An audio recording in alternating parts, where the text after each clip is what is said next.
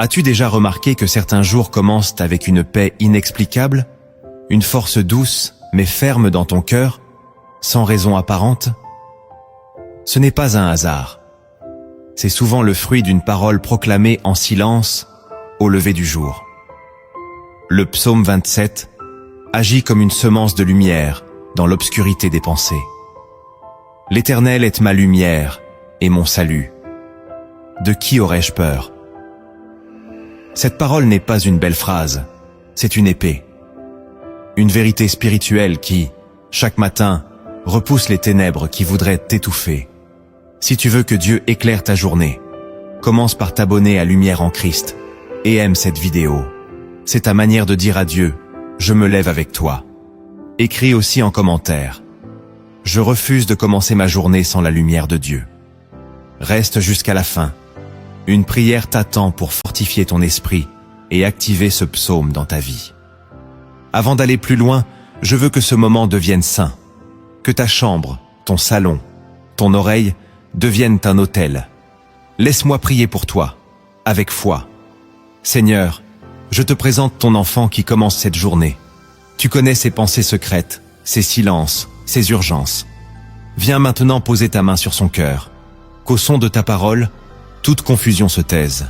Que la paix remplace les poids. Que la lumière de ton visage se lève sur lui comme l'aurore. Je te prie, rends vivant en lui le psaume 27, qu'il ne le récite pas seulement, mais qu'il le porte comme une armure. Que cette journée ne soit pas conduite par la peur, mais par la confiance. Envoie ton esprit sur chaque décision, chaque parole, chaque pas. Sanctifie ce matin, Seigneur. Place une lumière sur son chemin et un feu autour de lui. Qu'il sache en ce jour qu'il n'est pas seul. Tu es sa lumière, tu es son salut, tu es son rocher. Au nom de Jésus-Christ. Amen. Le psaume 27 n'est pas une simple louange. C'est un cri de l'âme qui choisit la lumière au milieu des ténèbres. David l'écrit dans l'angoisse, poursuivi par ses ennemis, mais il proclame « Quand une armée se campait contre moi, mon cœur n'avait aucune crainte. » Verset 3. Ce psaume est une déclaration de foi en plein combat. Jésus lui-même, dans Jean chapitre 8, verset 12, dit « Je suis la lumière du monde. Celui qui me suit ne marchera pas dans les ténèbres, mais il aura la lumière de la vie. » Le lien est clair. Celui qui commence sa journée avec cette vérité n'est pas dirigé par la peur, mais par la lumière. Pourtant, aujourd'hui, beaucoup récitent ce psaume sans le vivre. Ils le connaissent, sans s'y réfugier. Cette vidéo est là pour restaurer ce refuge et pour t'apprendre à marcher avec cette lumière chaque jour. Si tu veux que ta journée commence dans la paix et non dans le trouble, il te faut recevoir des clés spirituelles dès l'aurore. Le psaume 27 en contient plusieurs, précieuses, oubliées, mais puissantes. Elles ne sont pas là pour être entendues, mais pour être vécues. Voici maintenant les 10 premières clés du matin pour marcher avec force et lumière. La première clé du matin, c'est de laisser Dieu être ta seule lumière dès le réveil. Pas ton téléphone, pas ton agenda, pas ton anxiété, mais Dieu. Le psaume 27 commence par une révélation puissante. L'Éternel est ma lumière et mon salut. De qui aurais-je peur? David ne débute pas en exposant ses problèmes. Il commence par proclamer qui Dieu est. Car celui qui commence sa journée avec une déclaration d'identité divine construit un refuge que l'ennemi ne peut percer. Ce verset n'est pas une poésie spirituelle, c'est une vérité de guerre. Il ne dit pas « Dieu me montre la lumière », il dit « Dieu est la lumière ». Il ne dit pas « Dieu me sauve parfois ». Il dit « Dieu est le salut ». Ce n'est pas une aide passagère, c'est une position permanente. Et si tu ne places pas Dieu dans cette position, dès les premières minutes de ta journée, d'autres forces prendront sa place. La peur, l'agitation, le stress, les pensées confuses. Tu peux commencer ta journée avec un café, ou tu peux commencer ta journée avec une lumière. Et la lumière, ce n'est pas ce que tu ressens, c'est ce que tu choisis. Quand tu choisis Dieu comme ta lumière, tu invites sa présence à précéder tout ce qui t'attend. Même si les épreuves ne disparaissent pas, elles sont éclairées. Même si les réponses ne viennent pas tout de suite, la paix est là. Ta foi ne dépend plus des circonstances, mais d'une source qui ne s'éteint jamais. La première clé du matin, c'est de déclarer avec autorité « Dieu est ma lumière ». Et là où la lumière règne, aucune peur ne peut s'asseoir. Si tu veux commencer ta journée sur cette vérité, alors déclare maintenant avec foi « Seigneur, tu es ma lumière. Je ne marcherai pas dans l'ombre aujourd'hui. Ta présence me précède, m'éclaire et me garde. En toi, je suis en sécurité. » La deuxième clé du matin, c'est de ne pas fuir les combats, mais de se tenir debout dans la confiance. Le psaume 27 ne nie pas l'existence des ennemis. Il affirme la victoire au milieu d'eux. David dit « Quand des méchants s'avancent contre moi pour dévorer ma chair, ce sont mes persécuteurs et mes ennemis qui chancellent et tombent. » Il ne dit pas s'ils s'avancent, il dit quand. Cela signifie que la pression, l'opposition, les pensées négatives, les attaques, font partie du chemin. Mais ce psaume nous apprend qu'en Dieu, nous avons le droit de tenir notre position sans trembler. Le croyant mature n'attend pas la fin du combat pour avoir la paix. Il apprend à marcher en paix pendant la bataille. C'est une posture intérieure, une confiance enracinée dans la fidélité de Dieu. Fuir les épreuves ou les éviter ne t'apportera jamais la paix durable. C'est dans l'affrontement, avec la présence de Dieu, que ton courage se renouvelle. Le matin, beaucoup se lèvent avec l'angoisse de ce qui les attend, les responsabilités, les conflits, les imprévus. Mais celui qui prie avec le psaume 27 ne demande pas à Dieu d'effacer le combat. Il demande la force pour y rester sans tomber. Cette paix n'est pas humaine, elle est surnaturelle. David ne tremble pas parce qu'il se sent fort, mais parce qu'il sait que Dieu est là. Voilà pourquoi chaque matin, tu dois parler à ton âme comme un roi parle à ses soldats. Debout, en position, confiant. La victoire ne vient pas quand tout s'arrête. Elle vient quand tu apprends à marcher en paix au milieu de ce qui bouge. La deuxième clé du matin, c'est donc de déclarer avec autorité que tu restes debout, même si le monde s'agite. Et si tu veux que cette paix t'accompagne aujourd'hui, alors proclame cette parole. Seigneur, même si l'opposition se lève, je reste debout. Ta paix m'habite, ton regard me fortifie. Je n'ai pas peur, car tu es avec moi, aujourd'hui encore. La troisième clé du matin, c'est de chercher la présence de Dieu comme ton seul abri. Le psaume 27 n'est pas une formule magique, c'est une orientation intérieure. David dit au verset 4, « Je demande à l'Éternel une chose, que je désire ardemment. Je voudrais habiter toute ma vie dans la maison de l'Éternel. » Il aurait pu demander la victoire sur ses ennemis, la fin des conflits, la richesse ou la paix extérieure.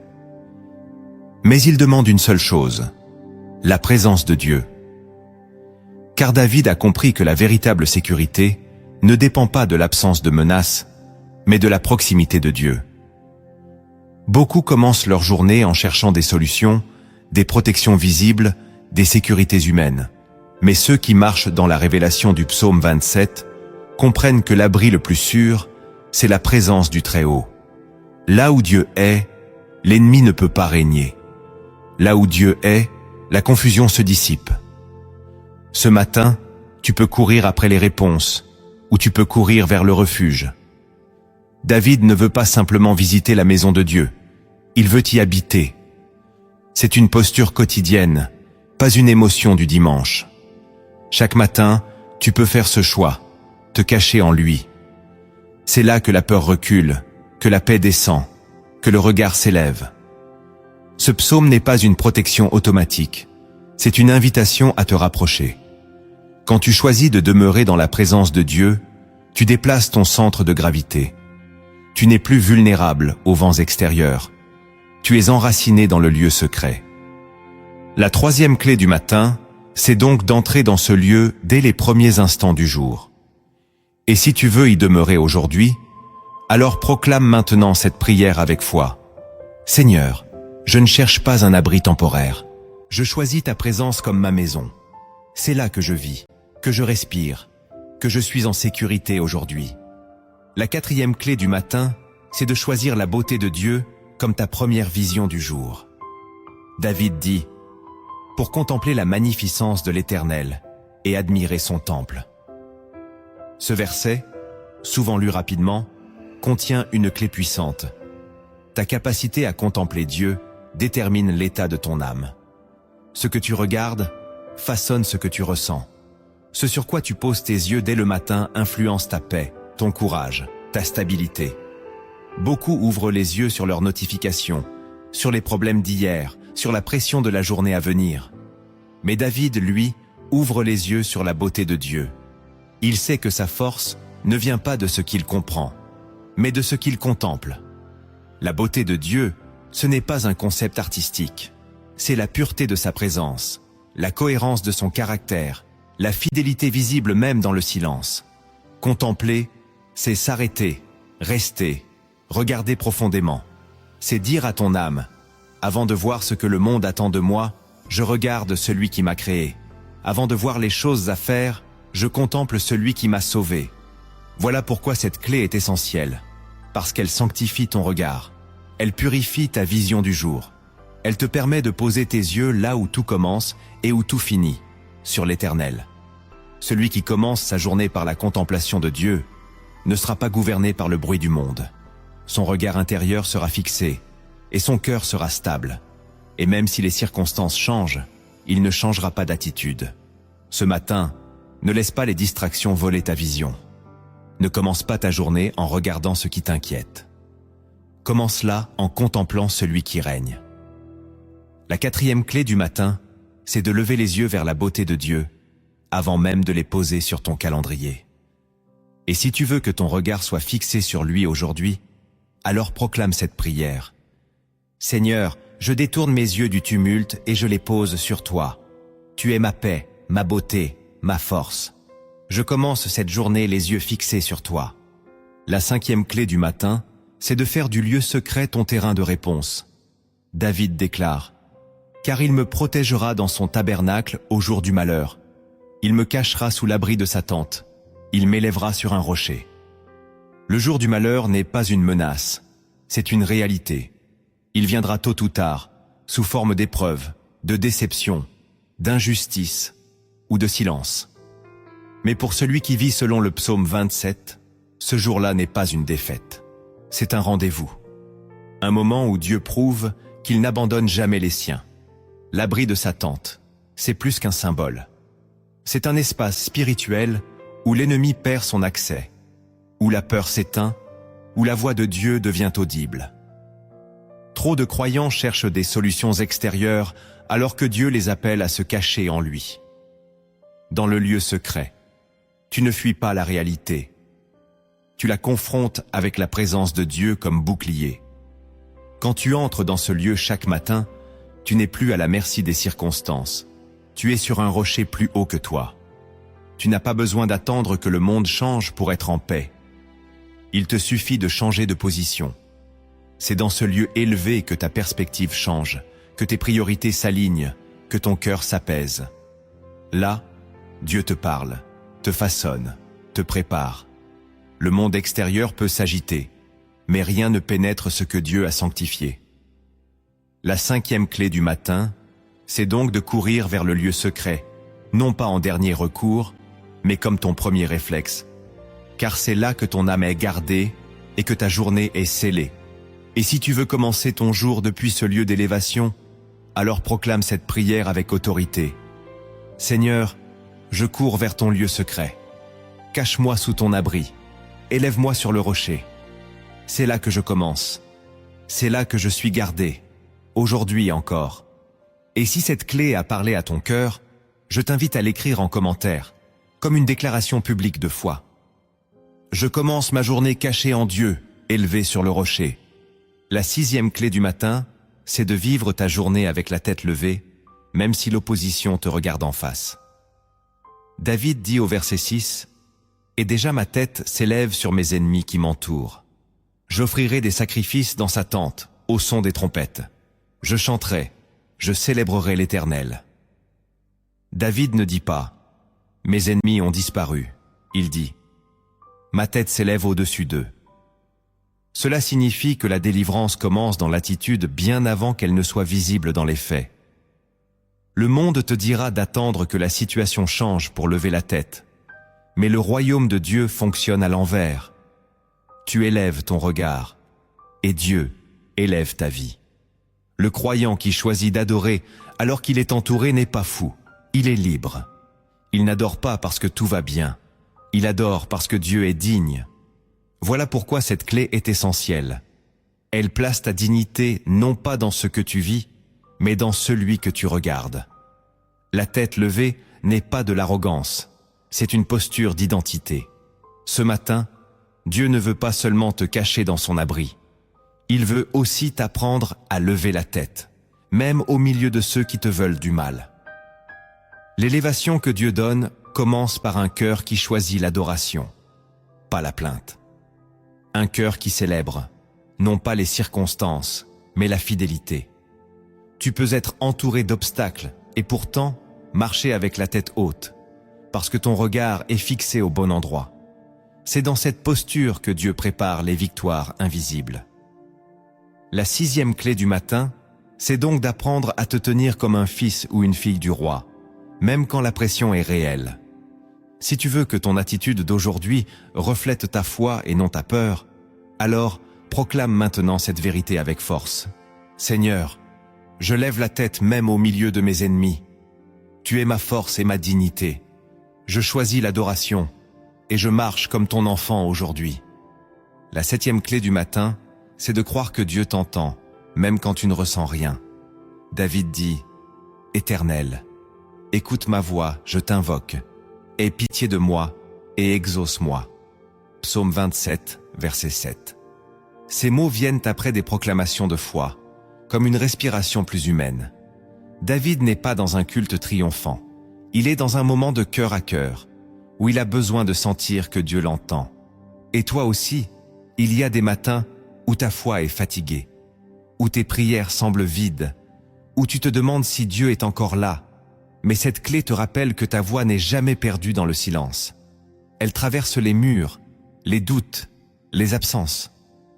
Dieu entend, même quand tu ne ressens pas, même quand tu n'as plus les mots. Ce n'est pas ton émotion qui garantit l'écoute de Dieu, c'est sa fidélité. David ose invoquer, même sans preuve visible. Il ne parle pas à un Dieu distant, mais à un Père présent. Ce matin, même si tu es fatigué, même si tu n'as qu'un souffle de foi, ose l'ouvrir. Parle, crie, soupire, invoque. Dieu n'est pas sourd à ta faiblesse. Il entend ce que personne d'autre ne comprend. Et parfois, c'est cette seule parole lancée dans le vide apparent qui fait trembler l'invisible. La foi du matin, ce n'est pas toujours une grande prière. C'est souvent une simple parole prononcée dans le réel, avec un cœur sincère. La 7e clé du matin, c'est donc d'oser croire que ta voix compte, que ta prière a du poids, et que ton Dieu t'écoute vraiment. Si tu veux marcher aujourd'hui avec cette assurance dans le cœur, alors proclame cette prière avec confiance. Seigneur, même dans le silence, je sais que tu entends. Ma voix ne se perd pas, elle te touche. Je t'invoque avec foi, et je crois que tu réponds. La 8e clé du matin, c'est d'apprendre à répondre à l'appel silencieux de Dieu dans ton cœur. David écrit, « Mon cœur dit de ta part, cherche ma face. Je cherche ta face, ô Éternel. » Psaume 27, verset 8. Il ne s'agit pas ici d'une voix extérieure, ni d'une prophétie publique. C'est un appel intérieur. Dieu ne crie pas, il murmure. Il parle directement à ton cœur. Et le cœur qui écoute reconnaît cette voix. Le matin, Dieu ne t'impose pas sa présence. Il t'invite à la chercher. Il ne frappe pas à ta porte avec violence. Il attend ton regard, ton attention, ton désir. Cette clé est précieuse, car elle révèle que la plus grande réponse spirituelle ne vient pas d'un miracle, mais d'un mouvement intérieur. Chercher la face de Dieu, c'est tourner ton être tout entier vers lui. Ce n'est pas une question d'émotion ou de performance. C'est une posture de cœur qui dit « Seigneur, je suis ici, je te regarde. Trop de croyants attendent que Dieu les saisisse, alors qu'il leur a déjà chuchoté « Cherche-moi ». Chaque matin, cet appel résonne. Il ne s'impose pas, il attend. Et ta réponse détermine le reste de ta journée.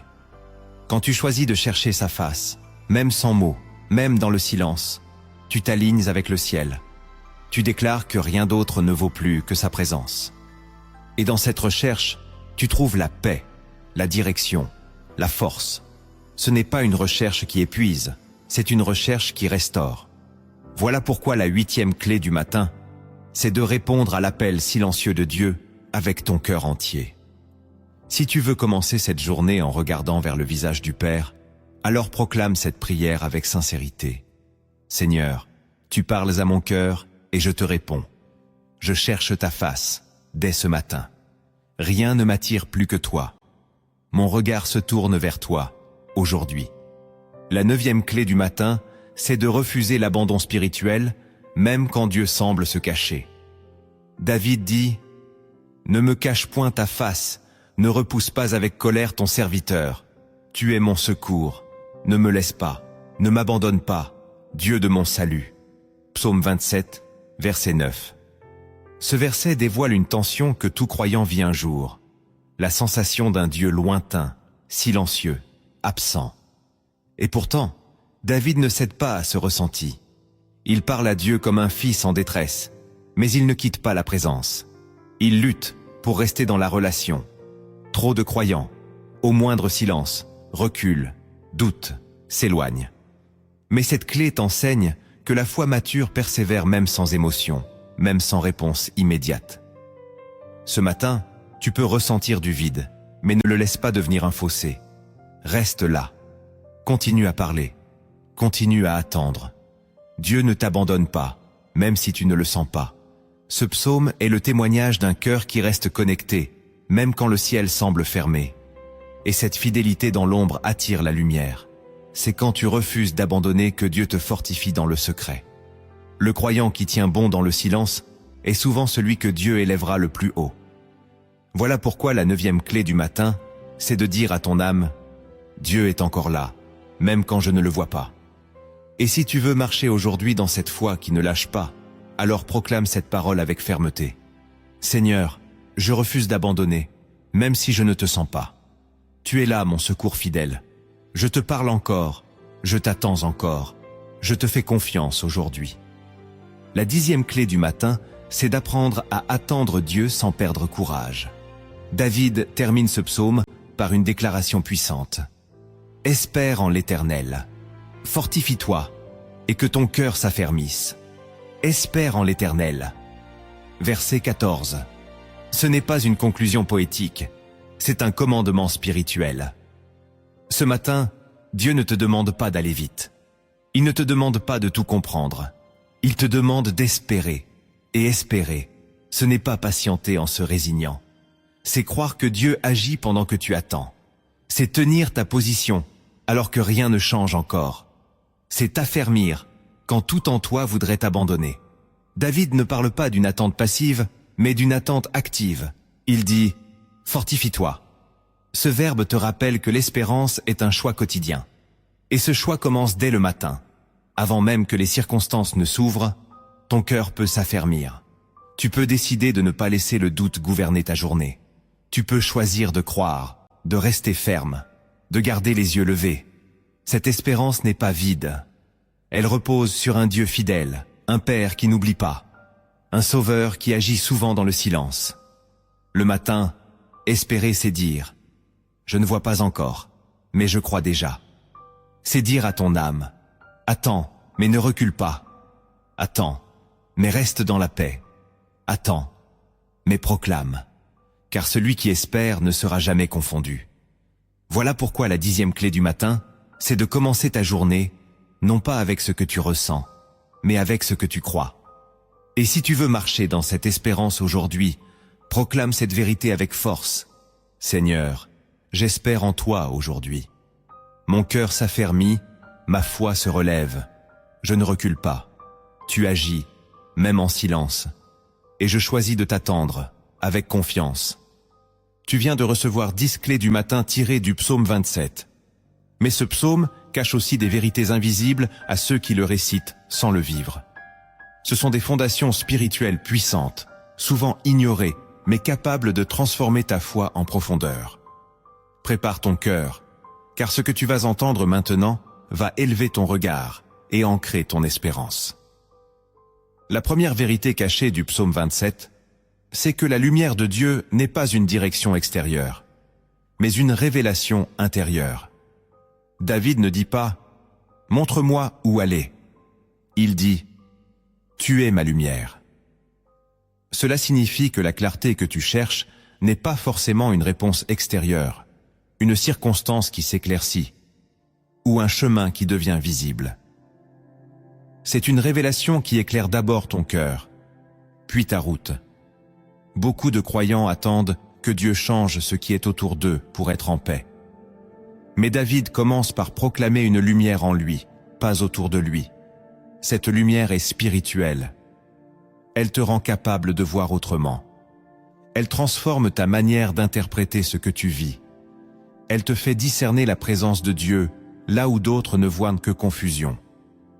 Voilà pourquoi tu peux être dans une saison obscure et pourtant marcher avec assurance. Parce que la lumière ne vient pas après la victoire, elle précède la paix. Elle est déposée dans ton âme, comme une lampe dans la nuit. Et cette lampe, c'est la parole. C'est la communion. C'est la voix douce du Saint-Esprit qui te parle quand tout semble bloqué. Le monde t'enseigne que la clarté vient par la compréhension. Dieu t'enseigne que la clarté vient par la foi. La lumière de Dieu ne t'explique pas tout, elle te suffit. C'est cette lumière qui permet à David de chanter, même en pleine guerre. Cette vérité est profonde. Ce n'est pas ce que tu vois qui te donne la paix, c'est la lumière que Dieu a placée en toi. Et cette lumière, aucune ténèbre extérieure ne peut l'éteindre. Si tu choisis aujourd'hui de vivre selon cette lumière intérieure, alors proclame maintenant avec foi, « Seigneur, ta lumière vit en moi. Même si tout semble flou, je marche avec clarté. Je ne suis pas guidé par la peur, mais par ta révélation.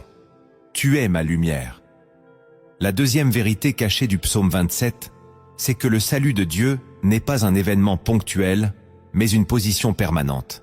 David ne dit pas simplement que Dieu l'a sauvé une fois, il affirme « L'Éternel est mon salut ». Il ne parle pas d'un souvenir du passé, mais d'une réalité présente. Il ne fait pas référence à un moment de délivrance, mais à une alliance continue. Cette révélation change tout. Elle t'invite à ne plus chercher ton assurance dans ce que Dieu a fait autrefois, mais dans qui il est maintenant. Beaucoup de croyants vivent dans le regret ou la nostalgie. À l'époque, Dieu m'avait parlé, Dieu m'avait délivré. Mais David proclame que son salut n'est pas enfermé dans un ancien miracle. Il est vivant, actuel, ininterrompu. Quand tu te lèves le matin, Dieu n'a pas besoin de recréer une victoire. Il est déjà ton salut. Il n'a pas changé. Et cette vérité ancre ton âme. Elle t'éloigne de l'instabilité émotionnelle, du besoin d'une preuve nouvelle à chaque jour. Elle te rappelle que ta sécurité ne repose pas sur le visible, mais sur une nature divine immuable. Dieu ne devient pas ton secours quand les choses vont mal, il l'est déjà. Et cette position, personne ne peut la déplacer sauf toi. Quand tu choisis de rester dans cette alliance, tu refuses de prêter ta paix aux circonstances. Tu marches avec une stabilité qui dérange les ténèbres. C'est ce que David vivait. Au milieu des menaces, il restait confiant. Non pas parce qu'il espérait une intervention, mais parce qu'il habitait une réalité. Dieu est mon salut. Et si tu veux aujourd'hui t'ancrer dans cette dimension spirituelle, proclame cette parole avec foi. Seigneur, tu n'es pas seulement celui qui m'a sauvé, tu es mon salut aujourd'hui. Je m'appuie sur toi. Rien ne m'arrache à ta main. Tu es ma sécurité. La troisième vérité cachée du psaume 27, c'est que la peur ne disparaît pas par la force, mais par la révélation de qui est avec toi. David déclare « De qui aurais-je peur ?» Il ne dit pas qu'il n'y a aucun danger, Il ne dit pas que la peur ne frappe pas à sa porte, mais il choisit de ne pas lui ouvrir. Il parle à son âme avant que l'ennemi ne parle à son esprit. Car la peur ne commence pas à l'extérieur, elle commence à l'intérieur, par une pensée, une imagination, une projection. Et cette peur devient puissante quand tu oublies qui marche avec toi. Mais David, lui, sait. Il sait que l'Éternel est là. Il ne voit peut-être pas encore l'issue, mais il connaît la présence. Et c'est cette présence qui désarme la peur. Voilà la clé. La peur ne part pas quand tout va mieux. Elle part quand Dieu devient plus réel à tes yeux que la menace. Ce psaume ne t'invite pas à ignorer le danger. Il t'invite à regarder au-dessus de lui, à fixer ton regard sur celui qui ne change pas, même quand tout tremble. Tu peux être entouré de défis, mais si ton esprit est ancré dans la révélation de Dieu, la peur n'aura aucun pouvoir sur ta paix. David ne nie pas ses ennemis, mais il les replace à leur juste position, sous les pieds de celui qui le garde. Cette vérité est fondamentale. Tant que tu penses devoir vaincre la peur par toi-même, elle te dominera. Mais dès que tu comprends que la peur fond devant la présence de Dieu, tu changes de combat. Tu ne combats plus pour avoir la paix, tu marches déjà avec elle. Si tu veux aujourd'hui renverser la peur, non pas par l'effort, mais par la révélation, alors proclame cette vérité avec autorité. Seigneur, je ne crains personne, car tu es avec moi. Ta présence chasse la peur. Mon cœur est en paix. Je regarde à toi et je marche sans trembler. La quatrième vérité cachée du psaume 27, c'est que l'ennemi ne tombe pas parce que tu es fort, mais parce que tu es resté. David dit, « Quand des méchants s'avancent contre moi pour dévorer ma chair, ce sont eux, mes persécuteurs et mes ennemis, qui chancellent et tombent. » Il ne dit pas « J'ai combattu avec puissance ». Il ne dit pas « J'ai crié, je me suis défendu, j'ai riposté ». Il dit « Ils tombent, par eux-mêmes, par l'effet de la justice divine, par la fidélité de Dieu envers celui qui demeure. » Et cette vérité est précieuse. Dans la marche spirituelle, il y a des combats que tu ne gagneras pas par le bruit, mais par la stabilité. L'ennemi s'agite pour te faire bouger, pour te pousser à sortir de ta paix. Mais celui qui reste là, où Dieu l'a placé, verra ses ennemis chanceler. Le danger, c'est de croire que ton agitation accélère la victoire. En réalité, c'est ton immobilité dans la foi qui la provoque.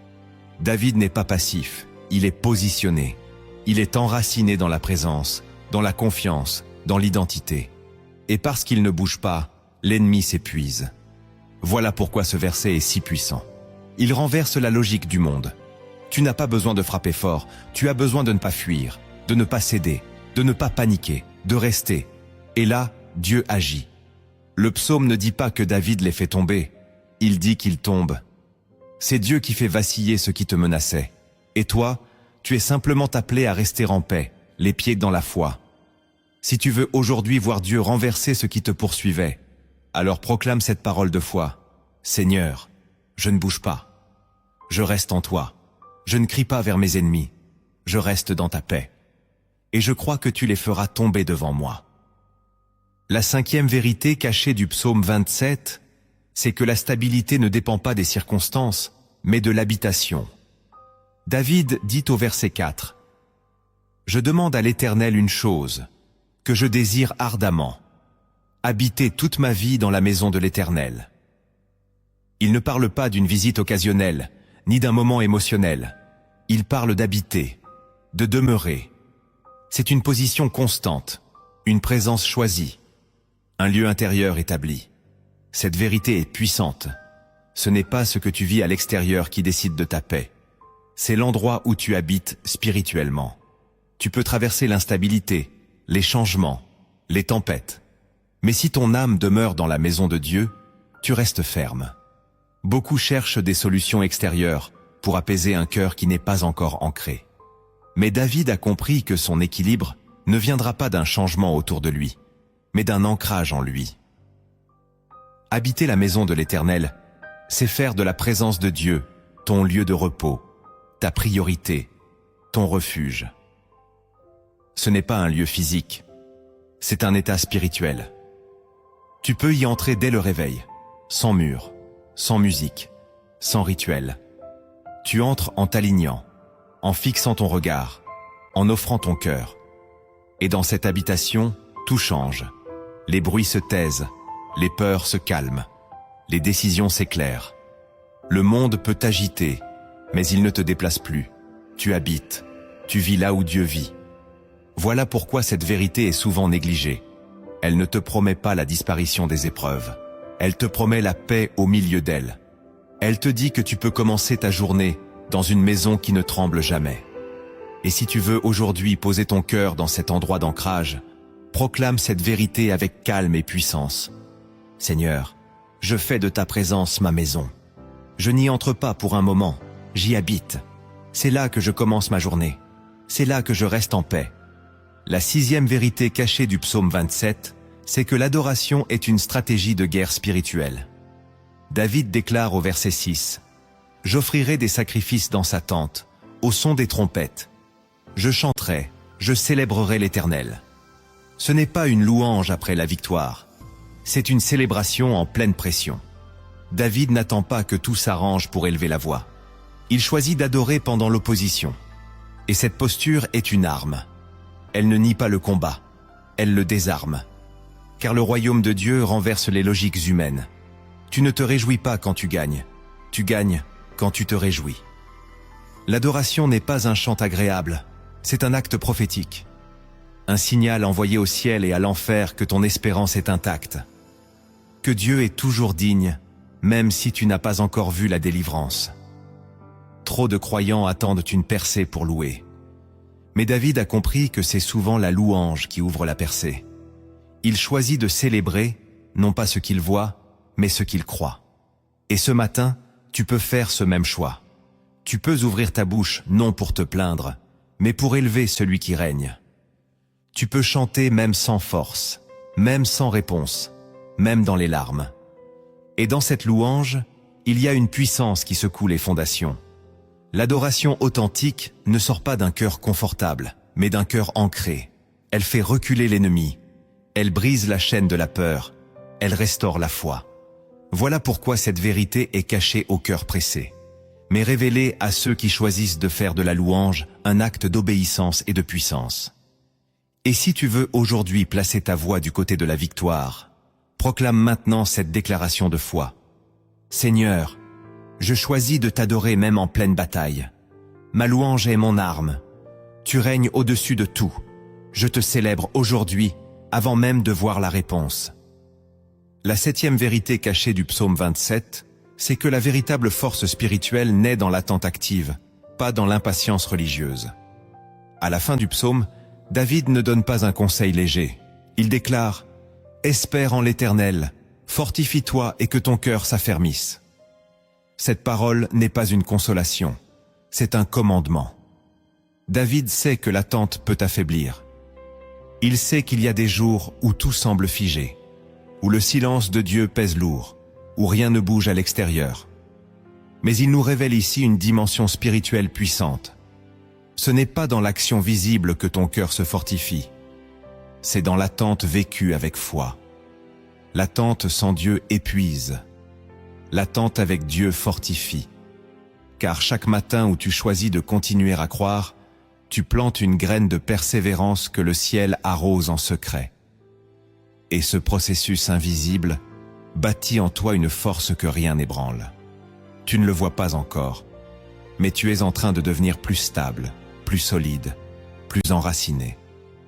Voilà pourquoi le monde ne comprend pas cette posture. Il veut tout de suite. Mais Dieu forme des hommes et des femmes solides, dans les saisons où il ne semble rien se passer. L'espérance, ici, n'est pas un souhait passif.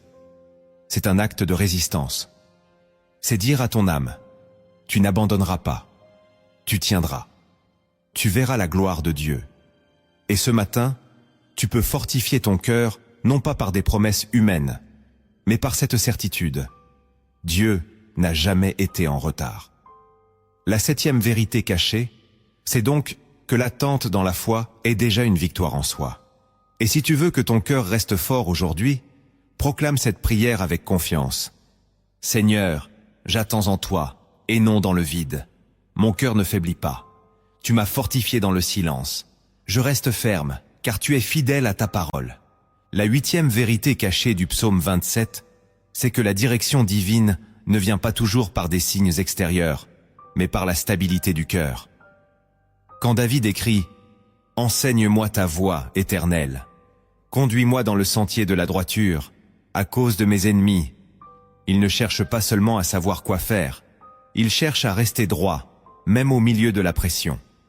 Cette prière révèle que parfois, la vraie direction de Dieu ne se manifeste pas par un chemin ouvert, mais par un cœur qui ne dévie pas. Beaucoup attendent des portes, des visions, des réponses spectaculaires. Mais la sagesse de Dieu commence dans la droiture du cœur. David ne dit pas « Montre-moi un raccourci ». Il dit « Garde-moi dans ton chemin ». Cela signifie que l'orientation divine est avant tout une affaire de position intérieure. Rester juste quand on est incompris. Rester fidèle quand on est attaqué. Rester humble quand on est élevé. Voilà le vrai sentier de Dieu. Et dans cette prière, David confesse une vérité puissante. Il sait qu'il ne peut pas se guider lui-même. Il ne cherche pas à avancer par instinct ou logique humaine. Il veut être conduit. Et ce matin, tu peux faire cette même prière. Non pas « Seigneur, fais que tout s'arrange vite », mais « Seigneur, enseigne-moi à marcher droit, même dans l'attente, même dans l'opposition ». C'est dans ce type d'humilité que Dieu parle le plus clairement. Car celui qui désire être conduit et non impressionné est prêt à entendre. Voilà pourquoi cette vérité est cachée. Elle s'adresse à ceux qui veulent agrandir, pas simplement avancer. Et si tu veux aujourd'hui être guidé non pas par les circonstances, mais par la droiture de Dieu, alors proclame cette prière avec foi. Seigneur, enseigne-moi ton chemin. Même si je ne comprends pas tout, garde mon cœur droit. Conduis-moi avec ta sagesse. Je ne veux pas juste avancer, je veux marcher juste. La 9e vérité cachée du psaume 27, c'est que ta plus grande victoire est d'apprendre à rester doux quand on te pousse à réagir par la chair. David dit « Ne me livre pas au bon plaisir de mes adversaires, car ils s'élèvent contre moi de faux témoins et des gens qui ne respirent que la violence. » Ce verset n'est pas seulement une plainte, c'est une prière pour ne pas tomber dans le piège de la réaction charnelle. David reconnaît ici une réalité spirituelle profonde. L'ennemi veut que tu répondes dans la même énergie que lui. Il veut que tu perdes ta paix, que tu ripostes avec la colère, que tu répondes avec la chair. Mais David supplie Dieu. Ne me laisse pas tomber entre leurs mains, ne me livre pas à leur plaisir. Cette prière, c'est celle d'un cœur qui préfère la justice de Dieu à la vengeance humaine. Et cette posture est puissante, parce qu'elle te garde, parce qu'elle t'élève, parce qu'elle t'empêche de devenir ce que l'adversité voudrait que tu sois. Beaucoup de combats ne sont pas là pour te détruire directement, mais pour te faire descendre de ton niveau spirituel.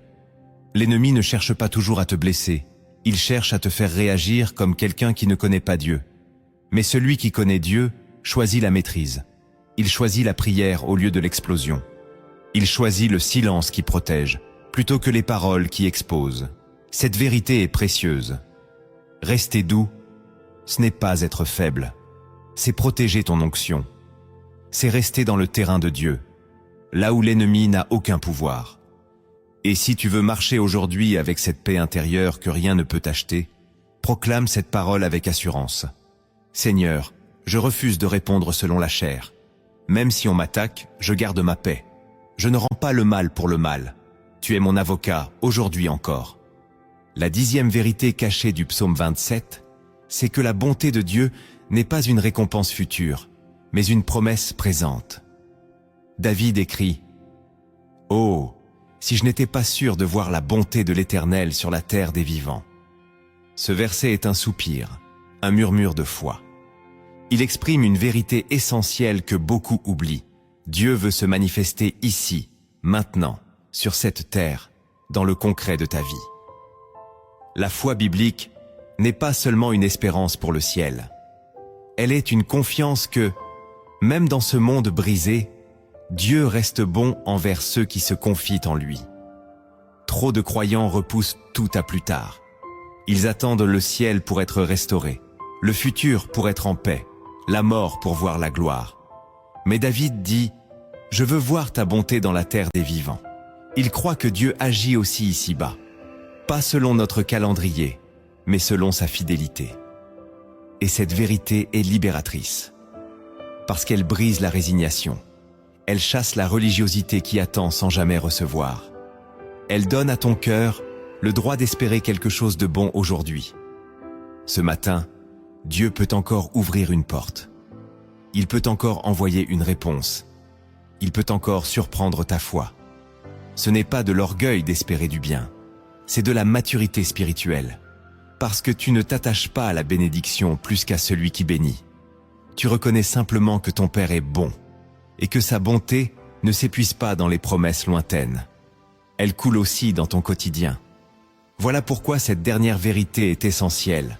Elle rend ta foi vivante, enracinée dans une relation réelle, présente, active. Et si tu veux aujourd'hui croire que Dieu peut encore te surprendre ici, proclame cette prière avec foi. Seigneur, je crois que je verrai ta bonté sur cette terre. Tu n'as pas fini avec moi. Je t'attends avec confiance. Aujourd'hui encore, tu peux faire éclater ta fidélité. Tu as reçu des clés du matin et des révélations cachées. Mais la vraie transformation commence maintenant, dans l'application. Car une vérité que tu n'appliques pas reste théorique. Ce que tu vas entendre ici peut transformer ta foi, ton quotidien, ta manière de prier, d'aimer, de résister et d'avancer. Prépare-toi. Dieu veut t'équiper pour marcher dans l'action. Le premier acte de transformation, c'est de sanctifier tes premières pensées dès le réveil. Avant même d'ouvrir les yeux, ton esprit est déjà une terre spirituelle. Et ce que tu y laisses pousser dans les premières minutes déterminera l'atmosphère de ta journée. David, dans le psaume 27, commence par une déclaration intérieure. « L'Éternel est ma lumière et mon salut. » Il ne se laisse pas guider par son humeur, ni par le poids de ses responsabilités. Il établit une vérité supérieure dans son âme. Voilà pourquoi, toi aussi, tu dois apprendre à capturer tes premières pensées. Trop de croyants se lèvent en regardant leur téléphone avant de regarder vers le ciel. Ils commencent leur journée par la pression, l'anxiété, les nouvelles, les notifications. Et sans le savoir, ils cèdent la gouvernance de leur esprit à tout, sauf à Dieu. Mais le croyant qui veut marcher selon le psaume 27 commence sa journée dans le silence sacré de la présence. Il se réveille avec une parole, une prière, une simple déclaration. « Seigneur, je t'appartiens aujourd'hui. » C'est une discipline, mais aussi une offrande. Une manière de dire à Dieu « Tu es le premier ». Cette sanctification des premières pensées te protège contre la confusion. Elle donne à ton cœur une direction claire. Elle chasse les voix qui veulent s'imposer avant même que tu n'aies prié. C'est là que commence la transformation spirituelle, non dans ce que tu fais après, mais dans ce que tu offres en premier. Si tu veux voir ta journée porter du fruit, commence par sanctifier ta première pensée. Car la première graine plantée dans ton esprit détermine toute la moisson de ta journée. Et si tu veux vivre cela dès demain matin, proclame dès maintenant cette déclaration. « Seigneur, je sanctifie mes premières pensées. Avant tout, je t'honore. Tu es le premier dans ma journée. Je te donne ma première attention, ma première parole, ma première adoration. » Le deuxième acte de transformation, c'est de déclarer la parole de Dieu à haute voix, même si tu ne la ressens pas encore. Le psaume 27 ne commence pas par une sensation, mais par une proclamation. « L'Éternel est ma lumière et mon salut. » David ne dit pas « Je me sens fort aujourd'hui », il dit « Dieu est ma lumière ». C'est une parole déclarée, pas une émotion partagée. Et cette posture change tout. Beaucoup de croyants attendent de ressentir la foi pour parler, alors que dans le royaume de Dieu, tu parles pour créer la foi. La foi vient de ce que tu entends, et ce que tu entends doit aussi sortir de ta propre bouche. Il y a une puissance spirituelle dans le fait de proclamer la vérité divine sur ta vie, même quand tu ne la vois pas encore. Parce que la déclaration, c'est l'acte de l'âme qui refuse de se taire face aux mensonges. C'est ta manière de dire « Je suis peut-être faible, mais la vérité reste la même. Et cette vérité, c'est que Dieu est avec toi, qu'il est fidèle, qu'il ne change pas. Voilà pourquoi tu dois apprendre à parler, non selon ce que tu ressens, mais selon ce que tu crois. Chaque matin, même dans le silence, même dans la fatigue, ouvre la bouche, proclame la lumière, proclame le salut, proclame la présence, et tu verras que ta bouche ouvre des portes que tes pensées n'arrivaient pas à forcer. Cette discipline transforme ton atmosphère intérieure. Elle fait reculer l'angoisse. Elle repousse les ombres. Car ce que tu déclares par la foi devient ton environnement. Et si tu veux aujourd'hui marcher dans cette autorité, proclame cette prière avec foi. Seigneur, je déclare ta parole sur ma vie, même sans la voir. Tu es ma lumière. Tu es mon salut. Je parle avec foi et je marche dans la vérité.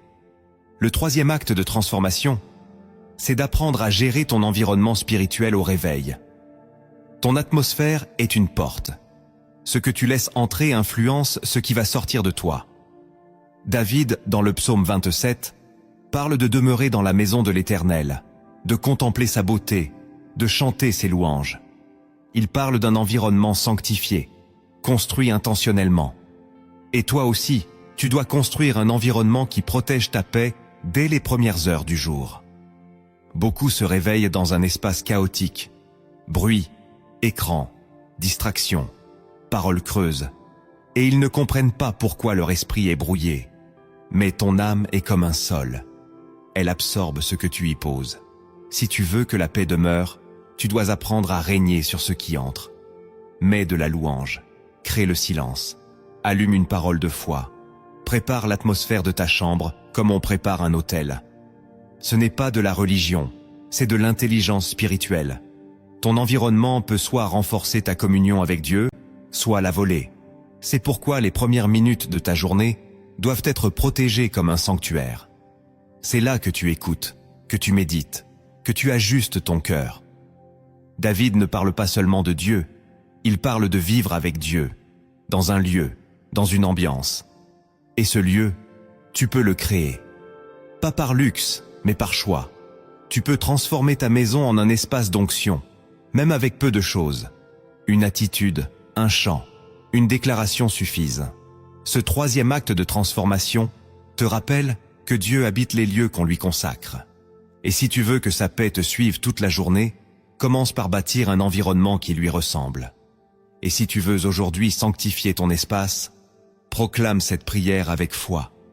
Seigneur, je consacre mon espace à ta présence. Que ma maison devienne un lieu de paix, un autel pour ton esprit. Je choisis l'ordre, le silence, la louange. Tu règnes ici. Le quatrième acte de transformation, c'est de choisir chaque matin une attitude d'élévation, même dans un environnement qui te tire vers le bas. David déclare dans le psaume 27, « Et déjà ma tête s'élève sur mes ennemis qui m'entourent. » Il ne dit pas que les ennemis sont partis. Il ne dit pas que la situation a changé. Il dit que sa tête s'élève. Cela signifie que ton élévation commence avant ta victoire extérieure. C'est une posture intérieure, une décision spirituelle. Tu choisis de ne pas te laisser tirer vers le bas par l'ambiance, par les mots des autres, par les tensions familiales ou les pensées accablantes. Ce que David nous enseigne ici, c'est que ton environnement ne définit pas ton niveau. Tu peux être entouré, critiqué, sous pression, et pourtant marcher avec la tête haute. Parce que l'élévation vient de Dieu. Et cette élévation n'est pas une arrogance, c'est une lucidité spirituelle. C'est savoir qui tu es, à qui tu appartiens, et pourquoi tu refuses de te laisser manipuler par les circonstances. Beaucoup de croyants se lèvent avec une foi forte, mais au contact de l'environnement toxique, tout s'éteint. Ce quatrième acte t'appelle à maintenir ta tête élevée, même si tout semble vouloir te courber. Regarde à Dieu, non à l'humeur des gens. Regarde à la promesse, non au regard des autres. Regarde à la vérité, non aux émotions du moment. Ton élévation est ton choix. Et Dieu honore ceux qui refusent de se laisser écraser. C'est cette posture qui attire la faveur, la force et l'autorité spirituelle. Et si tu veux marcher avec la tête élevée malgré tout ce qui t'entoure, alors proclame maintenant cette prière. Seigneur, je lève la tête aujourd'hui. Je ne me laisse pas écraser. Tu es ma dignité, ma force, ma hauteur. Même si je suis entouré, je reste dans l'élévation. Le 5e acte de transformation, c'est d'entretenir une conversation intérieure alignée avec la foi et non avec la peur. Dans le psaume 27, David ne parle pas seulement à Dieu, il parle aussi à son âme. Il dit « Espère en l'Éternel, fortifie-toi et que ton cœur s'affermisse ». Il s'adresse à lui-même. Il exhorte son propre cœur. Il le commande à rester debout. Et cela, tu dois l'apprendre aussi. Chaque matin, une voix intérieure t'accompagne. Cette voix peut te condamner, te fatiguer, te décourager, ou bien te fortifier.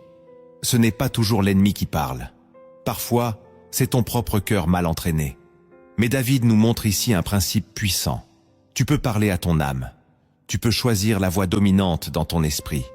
Tu peux former ton cœur à espérer même dans l'attente. Beaucoup de croyants laissent leur âme diriger leur journée, au lieu de diriger leur âme dès le matin. Ce que tu penses devient ce que tu ressens. Ce que tu ressens devient ce que tu crois. Ce que tu crois devient ce que tu vis.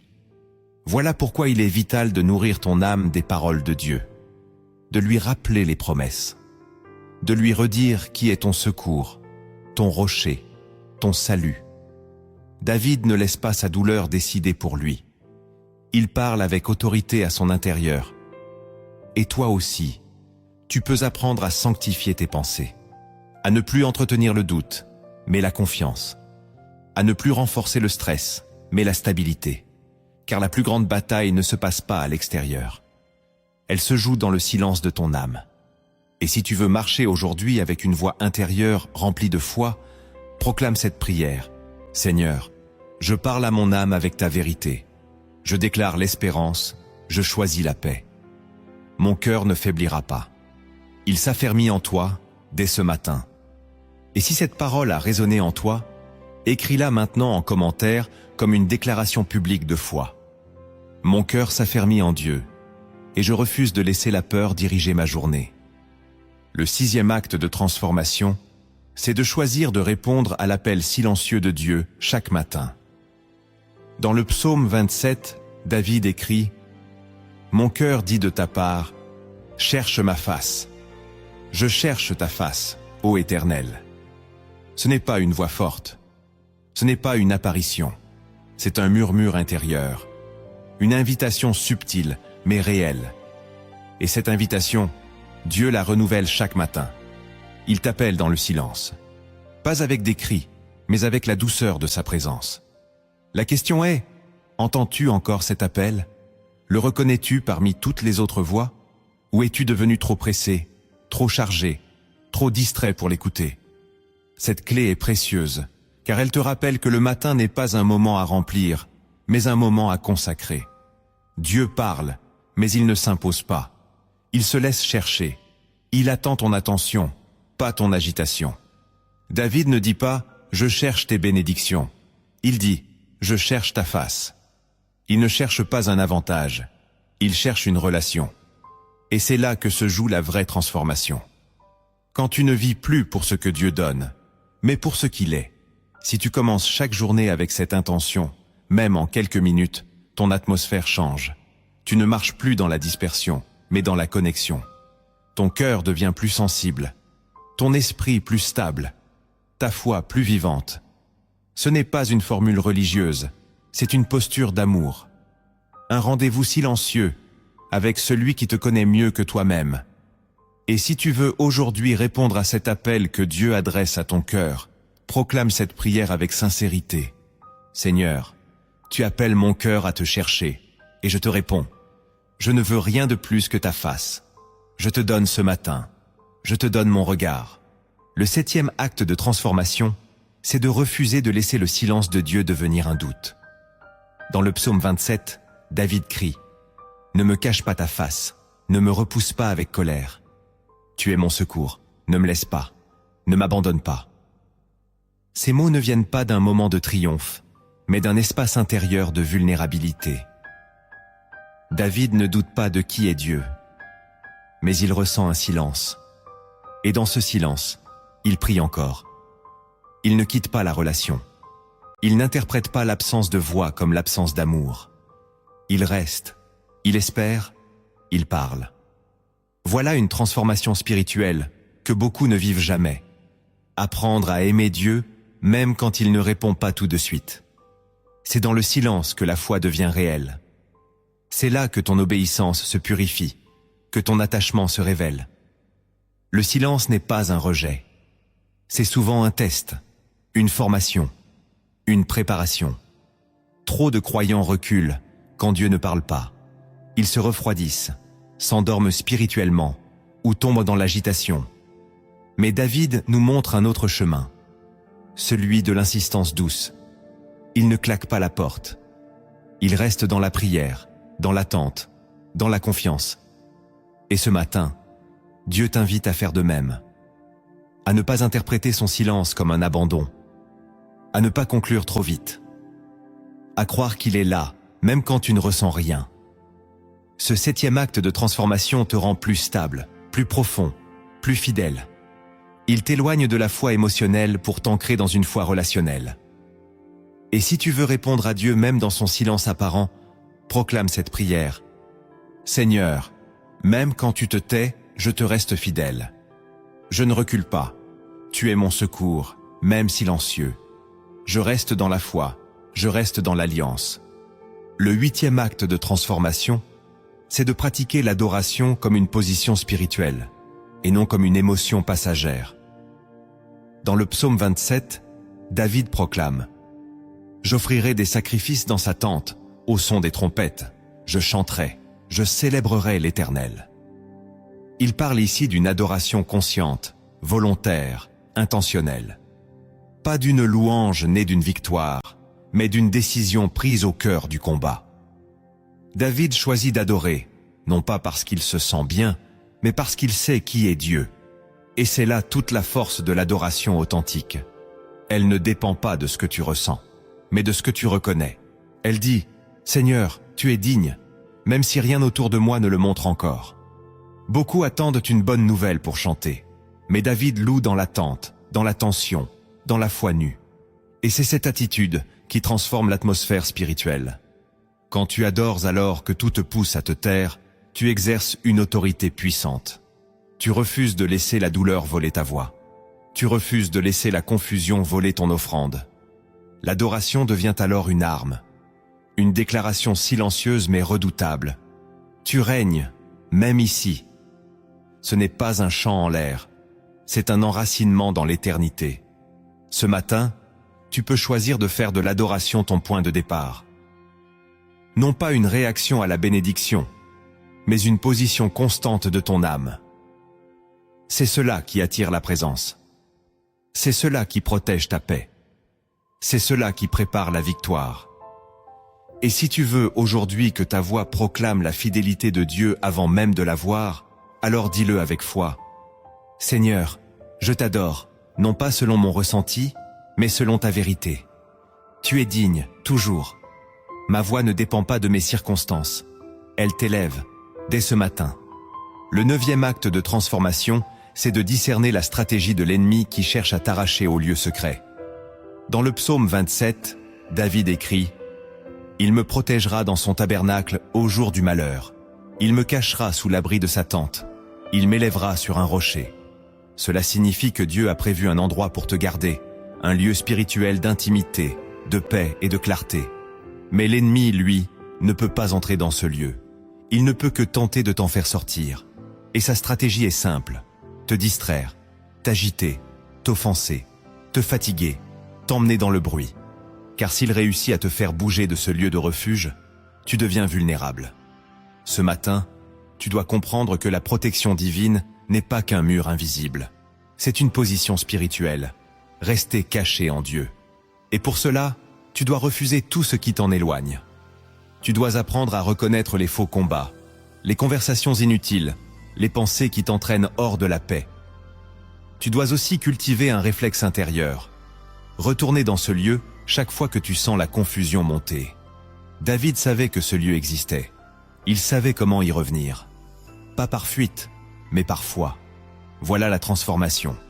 Ne plus vivre ballotté par les humeurs du monde, mais ancré dans l'abri de Dieu. Ce lieu n'est pas fermé à ceux qui cherchent. Il s'ouvre à ceux qui persistent. Et si tu veux aujourd'hui rester dans le lieu secret, malgré les pressions, alors proclame cette prière avec foi. Seigneur, je refuse de quitter ton refuge. Même quand l'ennemi m'agite, je reste dans ton abri. Ma paix ne sera pas volée. Je demeure sous ton regard aujourd'hui. Le 10e acte de transformation, c'est de t'attendre à voir la bonté de Dieu dans cette journée, et non seulement dans un avenir lointain. David dit, « Oh, si je n'étais pas sûr de voir la bonté de l'Éternel sur la terre des vivants. » Il ne parle pas ici du ciel, ni d'un jour peut-être. Il parle d'ici, maintenant, dans cette vie présente. Cette vérité transforme ta manière de commencer la journée. Beaucoup espèrent la bonté de Dieu pour un jour meilleur, plus calme, plus stable. Mais David nous enseigne que la bonté de Dieu peut se manifester même dans un jour imparfait, même au milieu du combat, même au cœur de l'attente. Ce que tu déclares sur ta journée dès le matin influence ce que ton cœur sera capable d'y discerner. Si tu te lèves dans la résignation, tu risques de rater ce que Dieu prépare. Mais si tu te lèves dans l'espérance, tu deviens sensible aux détails de sa fidélité. La bonté de Dieu ne vient pas toujours sous forme spectaculaire. Parfois, c'est une paix soudaine, une réponse inattendue, une porte discrètement ouverte, un silence qui te calme, une parole qui tombe au bon moment. Et chaque jour, tu as le droit, et même le devoir, de t'y attendre. Parce que Dieu est bon aujourd'hui, pas seulement un jour. Voilà la vraie maturité spirituelle. Croire que Dieu agit pendant ta marche, pas seulement à la fin. Tu n'attends pas la gloire future pour vivre sa grâce présente. Et si tu veux aujourd'hui regarder cette journée avec les yeux de la foi, alors proclame cette prière. Seigneur, je crois que ta bonté m'accompagne aujourd'hui. Pas demain, pas un jour lointain, mais ici, maintenant. Ouvre mes yeux pour la reconnaître. Je m'attends à toi. Avant de conclure, j'aimerais t'emmener dans une parabole inspirée d'en haut. Elle ne vient pas pour t'enseigner seulement par des mots, mais pour déposer dans ton esprit une image, une invitation, un appel. Car parfois, une histoire vaut 1000 explications. Ouvre ton cœur et laisse cette scène t'éclairer. Il était une fois, dans un royaume éternel, un homme appelé Elian, que le roi avait choisi pour veiller chaque matin sur la cité. Ce n'était pas un poste d'honneur, ni un rôle populaire. C'était une mission silencieuse, solitaire, mais sacrée. Avant même que le soleil ne se lève, Elian devait se tenir debout sur les murailles et scruter l'horizon, chaque jour. Il n'avait qu'une consigne. Garde les yeux ouverts et ton cœur prêt. La lumière viendra. Mais les jours passaient, puis les semaines, puis les années. Parfois, les nuages couvrirent le ciel. Parfois, la pluie fouettait son visage. Parfois, l'obscurité semblait plus longue que d'habitude. Et au fond de lui, une voix chuchotait « Tu perds ton temps, va dormir. Tu pourrais vivre ta vie au lieu d'attendre un lever qui ne vient pas. » Mais Elian restait. Pas par habitude, mais par choix. Car il se rappelait la voix du roi. Il se rappelait la promesse. Et chaque matin, même sans lumière, il murmurait « Je te fais confiance. » Un jour, une tempête plus noire que toutes les autres s'abattit sur la cité. Les portes furent secouées. Les gens restèrent enfermés chez eux. Et personne ne vit Elian monter à son poste. On pensa qu'il avait abandonné. Mais à l'intérieur des nuages, quelque chose bougeait. Un éclat invisible. Une percée. Et alors que la tempête semblait triompher, un rayon de lumière fendit le ciel. Il était faible, fragile, mais réel. Et c'est alors qu'un cri retentit du haut des murailles. « La lumière est là !» C'était la voix d'Elian. Il n'avait jamais quitté sa place. Il était resté debout, les yeux ouverts, le cœur prêt. À ce cri, toute la cité s'éveilla. Les volets s'ouvrirent, les visages se tournèrent, le silence fut brisé. Pas à cause du soleil, mais à cause du veilleur. Parce qu'un homme avait cru, parce qu'un homme avait tenu bon, contre tout ce que ses yeux voyaient. Ce jour-là, la lumière ne fut pas simplement visible. Elle fut accueillie. Et depuis ce jour, dans le royaume éternel, on dit que la lumière visite toujours les veilleurs. Non pas ceux qui la méritent, mais ceux qui persévèrent. Cette parabole nous enseigne que la véritable foi ne se mesure pas dans les moments où tout est clair, mais dans les matins où l'on veille sans preuve. Eliane représente chacun de nous, appelé à rester éveillé spirituellement, même quand le silence est long, même quand la lumière tarde à venir. Ce n'est pas la grandeur des résultats qui touche le cœur de Dieu, mais la fidélité dans le secret. La lumière finit toujours par apparaître. Mais elle cherche d'abord un cœur prêt à la recevoir. Comme Eliane, tu es appelé à te tenir sur la muraille de ta foi, non pas parce que tu vois, mais parce que tu crois. Et quand la lumière se lèvera, car elle se lèvera, tu ne seras pas seulement témoin, tu deviendras un signal pour les autres. Chaque matin est une page blanche que Dieu remplit de sa lumière. Le psaume 27 n'est pas seulement une lecture matinale, c'est une posture de foi, une déclaration de confiance renouvelée, une forteresse pour l'âme. Ce texte sacré traverse les âges, parce qu'il parle à nos combats silencieux, à nos peurs tues, à nos attentes prolongées. Il nous rappelle que, même quand le monde vacille, il existe un lieu où l'on peut demeurer, dans la présence de Dieu. Tu as entendu 10 actes de transformation, une parabole céleste, des vérités cachées. Mais au fond, tout converge vers une seule réalité. Dieu est ton refuge. Non pas un refuge lointain ou inaccessible, mais un refuge vivant, présent, ouvert. Il ne te demande pas d'être parfait. Il te demande de venir, de te lever chaque matin avec un cœur disponible, une foi fragile peut-être, mais sincère. Et dans ce simple mouvement d'espérance, il agit. Tu n'es pas seul à l'aube. Tu n'es pas perdu dans l'attente. Tu es dans un processus sacré. Et chaque matin où tu choisis de t'approcher, de proclamer, de veiller, tu fais un pas vers cette lumière que rien ne peut éteindre. Sois en paix, sois ferme, et continue de chercher sa face. Avant de clôturer, prenons un moment pour nous placer devant Dieu. Non pas dans la précipitation, mais dans le silence du cœur. Laisse cette prière te couvrir, t'élever et sanctifier ta journée. Ce n'est plus un enseignement, c'est une rencontre. Entre dans sa présence et reçois maintenant ce que ton âme attendait. Seigneur mon Dieu, en ce moment sacré, je viens devant toi, tel que je suis, avec mes pensées agitées, mes craintes silencieuses, mes espoirs cachés. Je dépose devant ton trône chaque fardeau que je porte, chaque inquiétude qui alourdit mon cœur. Car toi seul connais la profondeur de mes luttes, la vérité de mes silences, l'intensité de mes combats. Et pourtant, toi seul es capable de me relever, de me restaurer, de me remplir d'une paix que ce monde ne peut pas offrir. Tu es ma lumière, Seigneur, quand l'obscurité m'enveloppe. Tu es mon salut, quand la peur murmure à mon âme. Tu es la force de ma vie, quand mes ressources s'épuisent. Comme David, je veux apprendre à dire dès le matin, « De qui aurais-je crainte ?» Car ton regard sur moi suffit à rassurer mon cœur. Ta voix, même quand elle est silencieuse, apaise mes tempêtes. Je te remets ma journée. Je te remets chaque instant à venir, chaque décision à prendre, chaque personne que je croiserai, chaque mot que je prononcerai. Que ma bouche ne soit pas rapide à se plaindre, mais prompte à bénir. Que mes pas ne soient pas dirigés par l'habitude, mais par l'onction. Que mes yeux ne soient pas troublés par l'apparence des choses, mais éclairés par ton discernement.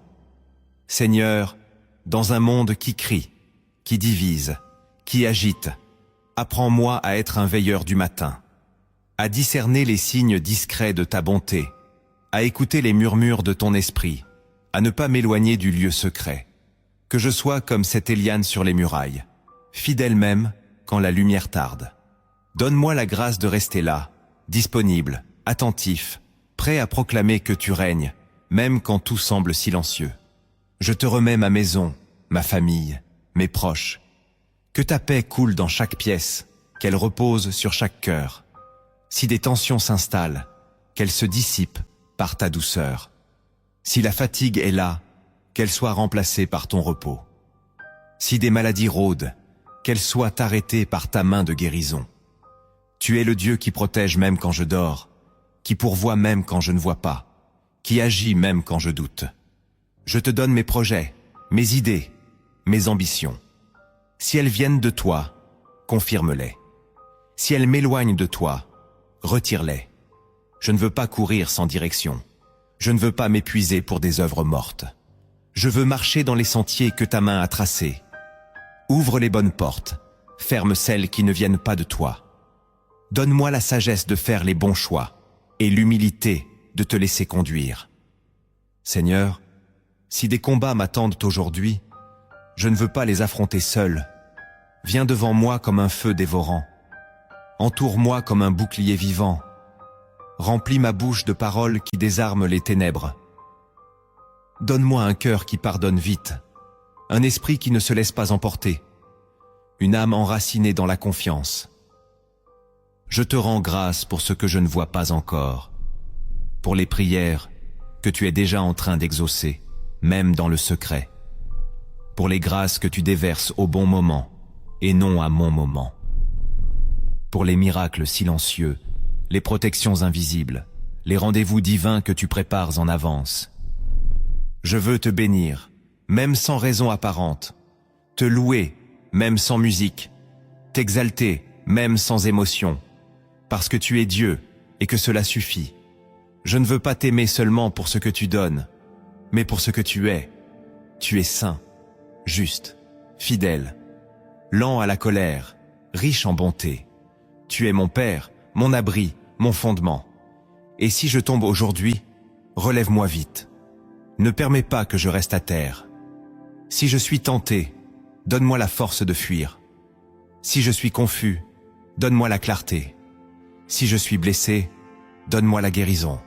Je ne cherche pas la perfection, mais la communion avec toi. Je ne te demande pas un chemin sans épreuve, mais une foi qui reste debout dans l'épreuve. Fais de moi un porteur de lumière. Que là où je passe, ton parfum se dépose. Que mes paroles encouragent. Que mon regard apaise. Que ma simple présence apporte la paix. Non pas à cause de moi, mais parce que tu habites en moi. Je ne veux pas seulement te connaître de loin. Je veux te porter en moi, chaque heure, chaque respiration. Aujourd'hui, Seigneur, je m'aligne à ton rythme. Je renonce à la précipitation, à l'agitation, à la peur. Je choisis la paix, la lenteur habitée, la présence consciente. Je te laisse me conduire, pas à pas. Même si je ne vois pas l'issue, je te fais confiance, car tu as toujours été fidèle et tu le seras encore. Merci pour ce matin. Merci pour cette parole. Merci pour cette intimité.